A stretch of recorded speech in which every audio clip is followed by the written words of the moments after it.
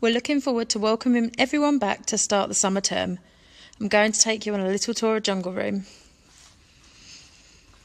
So as the children come in, they can explore colours with tweezers so they can practice their fine motor skills.